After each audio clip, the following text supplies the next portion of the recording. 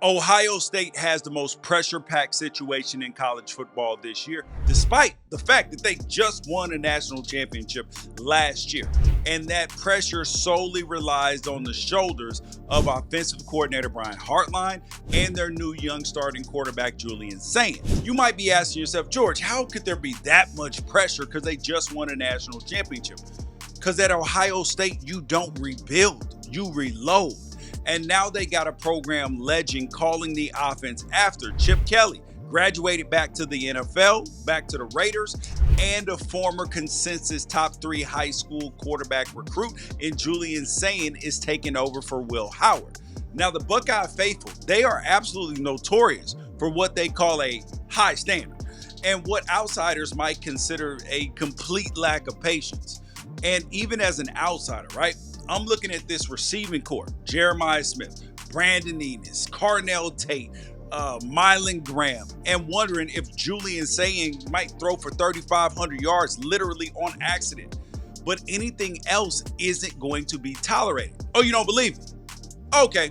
Well, in 2023, Kyle McCord, who was at Syracuse last year, led the Big Ten in yards per pass attempt, went 11-2, and couldn't even get a guarantee that he would be the starter in 2024. And the offensive coordinator at that time that got demoted, yep, the man's name is Brian Hartline. So if you're doing the math right, they brought in Chip Kelly over a man who had been their best recruiter, played at the school, and had been on staff since 2017.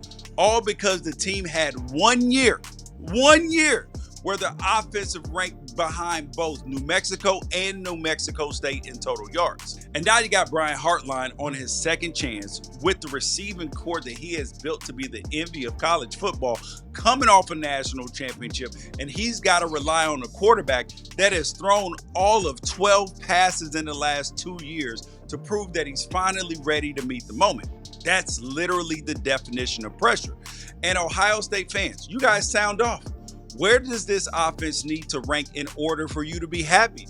Are you even capable of happiness, or is it just national championship or bust? Now let's add this to the picture, right?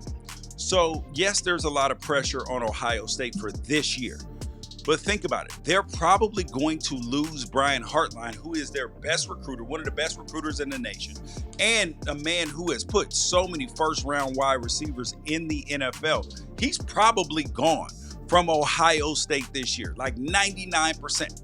Let me prove it to you. Because last year, he interviewed for head coaching jobs last year. So you're like, okay, that makes sense. He didn't get one. He's a high-level recruiter.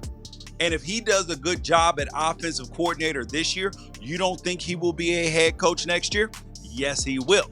And if he disappoints as offensive coordinator, that means that Ryan Day will be in the terrible position of having to either demote him again or potentially fire him, which probably really ain't even on the table. And if you're Brian Hartline, would you take getting demoted again at your school, or would you say, I'll leave and go somewhere else and start over? Because Ohio State is not a place where you get to learn on the job and take your lumps and just do an okay job. Their standard is so high and so far above most fan bases, their desire of realistic achievement, that Ryan Day will be in a terrible position. So no matter what, if you are Ohio State, you have to be prepared for a changing of the guard in the Brian Hartline spot. So that means some of that wide receiver recruiting gonna go out the window with Brian Hartline, whether he's a head coach somewhere else or whether he's an offensive coordinator somewhere else as well. Let's not even forget about the Michigan game. That's multiple years in a row of losing to Michigan. So if you don't win a national championship, if you don't beat Michigan, all of that goodwill that Ryan Day just built up with a national championship, it doesn't feel like their fans will appreciate it or even, give him some grace without that Michigan win. So the pressure at Ohio State, even coming off a national championship, is so great, and a lot of it surrounds the Michigan game unless you are able to win another national championship, which still will be a problem.